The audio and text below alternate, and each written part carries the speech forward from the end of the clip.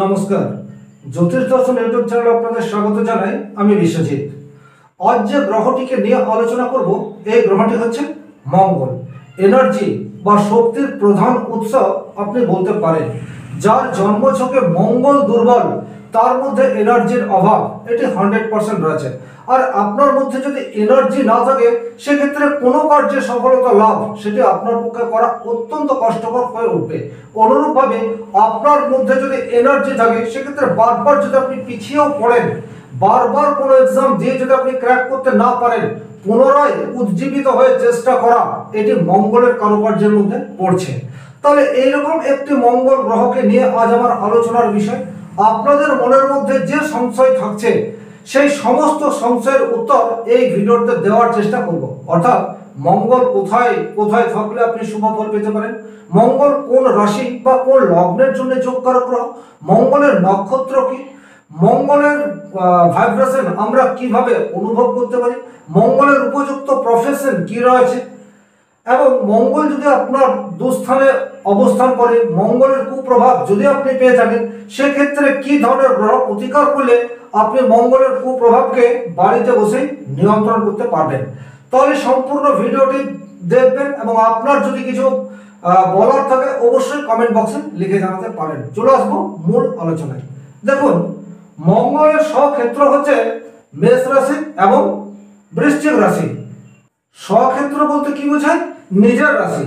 শাস্ত্রে উল্লেখ রয়েছে, মঙ্গল যদি মেষ রাশিতে অথবা বৃশ্চিক রাশিতে থাকে, তাহলে জাতক বা জাতিকার মধ্যে এনার্জি, এই বিষয়টি পর্যাপ্ত মাত্রায় থাকবে। মঙ্গলের উচ্চ ক্ষেত্র হচ্ছে মকর রাশি। উচ্চ ক্ষেত্র মানে হচ্ছে যেখানে মঙ্গল সবচেয়ে বেশি পাওয়ারফুল, যার রেজাল্ট দেওয়ার ক্ষমতা সর্বাপেক্ষা বেশি, সেই রকম রাশি হচ্ছে মকর। মঙ্গলের নিচ ক্ষেত্র হচ্ছে কর্কট রাশি।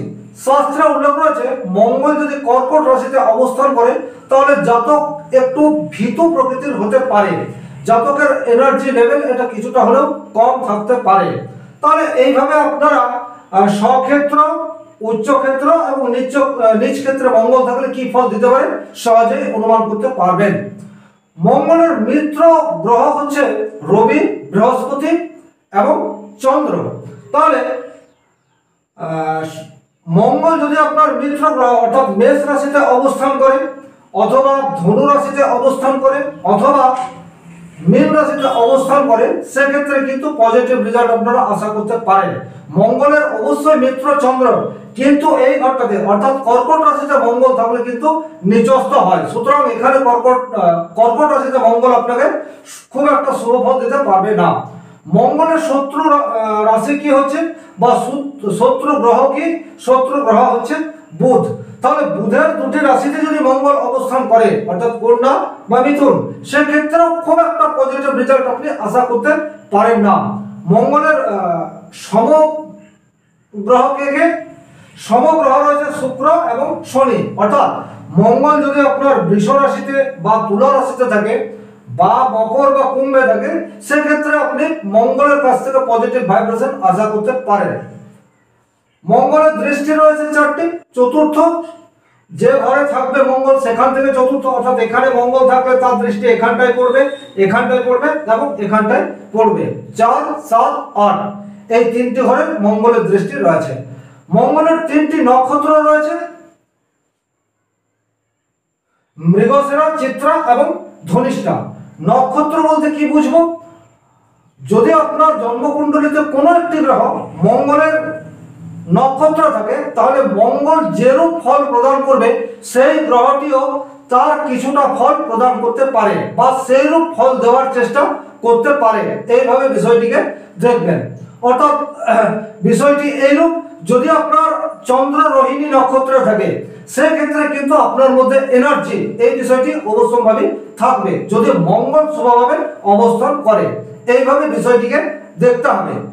নেক্সট যে বিষয়টি দেখব, সেটি হচ্ছে মঙ্গল এক একটি রাশিতে অ্যাপ্রক্স 45 দিন করে থাকে, এবং গ্রহটি যখন বক্রী হয় তখন কম বেশি 80 দিন একটা রাশিতে অবস্থান করে। মঙ্গল যে রাশি বা লগ্নের জন্য যোগকারক গ্রহ। মঙ্গল হচ্ছে মেষ রাশি, বৃষ রাশি, কর্কট রাশি, সিংহ রাশি, তুলা রাশি, বৃশ্চিক রাশি, মকর রাশি বা লগ্নের জন্য যোগকারক গ্রহ। তাহলে এই সমস্ত রাশি বা লগ্নের যদি আপনি জাতক জাতিকা হয়ে থাকেন, মঙ্গল আপনার শুভভাবে অবস্থান করে, মঙ্গল পাওয়ারফুল থাকে, সেক্ষেত্রে মঙ্গলের দশা অন্তর্দশায় আপনি কিন্তু পজিটিভ রেজাল্ট আশা করতে পারেন। মঙ্গলের অকারক ভাব বা যে রাশিতে মঙ্গল থাকলে খুব একটা পজিটিভ রেজাল্ট দিতে পারবে না, সেটি হচ্ছে আপনার মিথুন এবং কন্যা, কিছুটা বৃষও আপনি মনে করতে পারেন। এছাড়া কুম্ভ রাশিতেও যদি মঙ্গল অবস্থান করে থাকে, খুব একটা যে পজিটিভ রেজাল্ট পাবেন তা কিন্তু নয়। মঙ্গল যে যে ভাবে থাকলে আপনাকে শুভ ফল দিতে পারে, এটা কিন্তু খুব ইম্পর্টেন্ট। কারণ আমরা যখন কোনো একটা বিষয়ের বিচার করি তখন ভাব থেকেই বিচার করি। আর এখন যে কথাটা আমি বলতে চাইছি, আপনারা অনেকেই হয়তো আমার সাথে একমত নাও হতে পারেন, কিন্তু শাস্ত্রে যা উল্লেখ আছে আমি সেটাই বলবো। মঙ্গল যদি লগ্নে অবস্থান করে, অবশ্যই ভাবে আপনি এনার্জেটিক হবেন, আপনার মধ্যে ক্ষমতা এটি থাকবে, আপনার সাহস এটা থাকবে, আপনি আপনার যে লক্ষ্য সেই লক্ষ্যের দিকে এগিয়ে যেতে পারবেন। মঙ্গল যদি থার্ড হাউসে থাকে, থার্ড হাউস মানে হচ্ছে চেষ্টা, উদ্যম, সাহস, পরিশ্রম, এইরূপ জায়গায় মঙ্গল থাকলেও কিন্তু আপনি শুভ ফল আশা করতে পারেন। মঙ্গল যদি ফোর্থ হাউসে থাকে, মঙ্গল হচ্ছে ভূমির কারক গ্রহ এবং ফোর্থ হাউস থেকে আমরা ভূমির বিচার করে থাকি। ভূমি বলতে ভূ সম্পত্তি, প্রপার্টি, গৃহ সুখ, এই সমস্ত কিছু। তাহলে এখানেও মঙ্গল আপনাকে শুভ ফল দিতে পারে। মঙ্গল যদি ষষ্ঠ ভাবে অবস্থান করে থাকে, ষষ্ঠ ভাব রোগ, রিপু, শত্রু, মঙ্গল নিজে হচ্ছে সেনাপতি, তাহলে আপনি কিন্তু বিজয়ী হতে পারেন। যে কোনো ঝুট ঝামেলা আপনার ক্ষেত্রে আসবে, অবশ্যই ভাবে আসবে, কিন্তু সেই জায়গায় আপনি বিজয়ী হবেন তার ইন্ডিকেট করে। মঙ্গল যদি আপনার নাইন্থ হাউসে থাকে, নাইন্থ হাউসের মঙ্গল আপনাকে কিন্তু অত্যন্ত শুভ ফল দিতে পারে, আবার অত্যন্ত নেগেটিভ ফল দুটি দিতে পারে। আপনার কাছে প্রচুর অর্থ সম্পদ, টাকা পয়সা রয়েছে, আপনি নিজে চেষ্টা করে সেই সমস্ত কিছুকে নষ্ট করে ফেললেন, এমনটাও হতে পারে। আবার আপনার কাছে কিচ্ছু নেই, আপনি নিজের চেষ্টায় নিজের ক্ষমতা বলে সমস্ত কিছু অর্জন করে ফেললেন, তেমনটাও হতে পারে। ডিপেন্ড করছে মঙ্গল কতটা শক্তিশালী এবং কোন রাশিতে অবস্থান করছে তার উপর। দশম ভাবে মঙ্গল দিক বলে হয়, দশম ভাব হচ্ছে কর্মের ভাব। কর্মের ভাবে সেনাপতি থাকলে সে আপনাকে আপনার কর্মক্ষেত্রে পর্যাপ্ত উচ্চতায় পৌঁছে দেবে, এই বিষয়ে কোনো ডাউট নেই। মঙ্গল একাদশ ভাবেও যোগকারক হয়ে থাকে, যদিও বিবাহ ক্ষেত্রে কিছুটা প্রবলেম এই বিষয়টি নিয়ে আসতে পারে, বিশেষ করে বিবাহিত জীবনের ক্ষেত্রে, কিন্তু আদার সেক্টরে একাদশ ভাবের মঙ্গল কিন্তু আপনাকে যথেষ্ট পজিটিভ রেজাল্ট দিয়ে থাকতে পারে। তাহলে এক কথায় first house, third house, fourth house, sixth house, ninth house, 10th house এবং 11th হাউস, এই ভাবগুলোতে যদি মঙ্গল থাকে আপনি শুভ ফল আশা করতে পারেন। যদি আপনার Mangal second house, fifth house, seventh house, 8th house এবং 12th হাউসে থাকে, সেক্ষেত্রে কিন্তু কিছুটা নেগেটিভ রেজাল্ট আপনাকে দিয়ে থাকবে। তাহলে এইভাবে বিষয়টিকে কিন্তু দেখতে হবে। তবে 7th হাউসের মঙ্গল এটি কিন্তু মাঙ্গলিক দোষ সৃষ্টি করে, লগ্ন ভাবের মঙ্গল সেও মাঙ্গলিক দোষ সৃষ্টি করে, চতুর্থ ভাবের মঙ্গল সেও মাঙ্গলিক দোষ সৃষ্টি করে থাকে। কিন্তু কখন মাঙ্গলিক দোষ তৈরি হচ্ছে এটি খুব সূক্ষ্মভাবে বিচার করার বিষয়। আবার অনেক ক্ষেত্রে জন্ম ছকে মঙ্গল দোষ নাশ হওয়ার যোগ সেটিও বর্তমান থাকে। যখন আমি মাঙ্গলিক দোষ নিয়ে আলোচনা করব তখন কমপ্লিট অ্যানালাইসিস করব। এখন দেখব মঙ্গল আমাদের কি কি নিয়ন্ত্রণ করে এবং মঙ্গলের প্রফেশন কি কি রয়েছে। দেখুন, মঙ্গল হচ্ছে এনার্জি, ক্ষমতা, সাহস, এই সমস্ত বিষয়গুলি আমাদের কন্ট্রোল করে থাকে। দৃঢ়চেতা মানসিকতা, এগিয়ে যেতেই হবে, লক্ষ্যে পৌঁছানো, এই সমস্ত কিছু মঙ্গলের পজিটিভ ভাইব্রেশনের জন্য হয়ে থাকে। মঙ্গল আমাদের সমস্ত রক্ত সঞ্চালন এই বিষয়টিকে নিয়ন্ত্রণ করে থাকে। মঙ্গল আমাদের গুপ্ত অঙ্গ এই বিষয়টিকেও কিন্তু নিয়ন্ত্রণ করে থাকে। মঙ্গল মাথার খুলি বা মস্তিষ্কের পেছনের অংশ এটাকেও নিয়ন্ত্রণ করে থাকে। সুতরাং মঙ্গল যদি আপনার নেগেটিভ থাকে সেক্ষেত্রে রক্ত দূষিত হওয়ার একটা জায়গা সেটা তৈরি হতে পারে, মাথায় যন্ত্রণা সেটা তৈরি হতে পারে, আপনার গুপ্ত অঙ্গে বা গুপ্ত কোনো রোগ এই বিষয়টিও চলে আসতে পারে, শরীরে বিভিন্ন ধরনের বা একাধিকবার অস্ত্রোপচার এই বিষয়টিও হতে পারে। মঙ্গলের প্রফেশন কি রয়েছে? দেখুন, মঙ্গল হচ্ছে সেনাপতি। সেনাপতির কাজ হচ্ছে যুদ্ধ করা, যুদ্ধে জয়লাভ করা। তাহলে যে কোনো প্রশাসনিক বিভাগ, সেটি নৌ বিভাগ হতে পারে, স্থল বিভাগ হতে পারে, বায়ু বিভাগ হতে পারে, জল বিভাগও হতে পারে, পুলিশ প্রশাসন সেটিও হতে পারে, ইভেন সিকিউরিটি গার্ড, এটিও কিন্তু মঙ্গলের ভাইব্রেশনের বা মঙ্গলের প্রফেশনের মধ্যে আসছে। দমকল বিভাগ, ফায়ার এলিমেন্ট, এই সমস্ত কিছু কিন্তু মঙ্গলের বিভাগের মধ্যে চলে আসছে।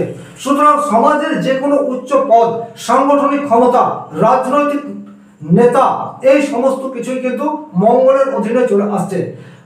খনিজ কর্ম বা মাটির নিচে যে সমস্ত বিষয় রয়েছে, যা সমস্ত কিছু রয়েছে, সেই সমস্ত কিছুর কারক গ্রহ হচ্ছে মঙ্গল। তাহলে এই সমস্ত কাজের সাথে যদি আপনি যুক্ত থাকেন, সেক্ষেত্রে মঙ্গলের শুভ প্রভাব আপনি পেতে পারেন। এক কথায় বলা যেতে পারে, এই সমস্ত কাজ, যে কাজে আপনার এনার্জি দরকার, সেই সমস্ত কাজের কারক বা ধারক আপনি মঙ্গলকে ধরে ফেলতে পারেন।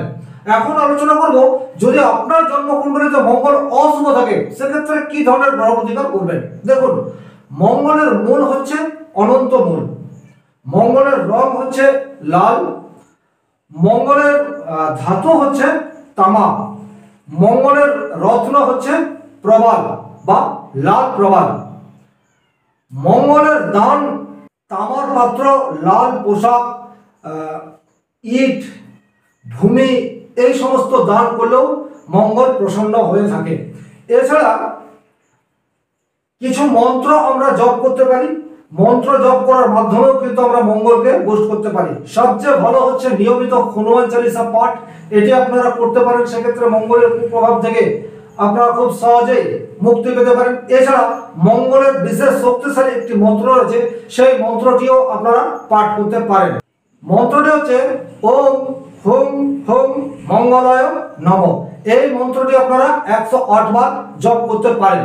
এছাড়া আরো একটি অত্যন্ত পাওয়ারফুল মন্ত্র রয়েছে, ওম ক্রেং ক্রাং ক্রং সহ ভূমায় নমঃ। এই মন্ত্রটিও আপনারা জপ করতে পারেন। যে কোনো মন্ত্র 108 বার জপ করলে কিন্তু পজিটিভ রেজাল্ট পাওয়া যায়। তাহলে এই ছিল আজ আমার আলোচনার বিষয়। যদি কোনো প্রশ্ন থেকে থাকে কমেন্ট বক্সে লিখে জানাবেন। চ্যানেলে নতুন হয়ে থাকলে চ্যানেলটিকে সাবস্ক্রাইব করে পাশে থাকা অল নোটিফিকেশন বেল আইকনটি প্রেস করে দিন। ফিরে আসছি অন্য কোনো টপিক নিয়ে। ভালো থাকুন, সুস্থ থাকুন, ধন্যবাদ।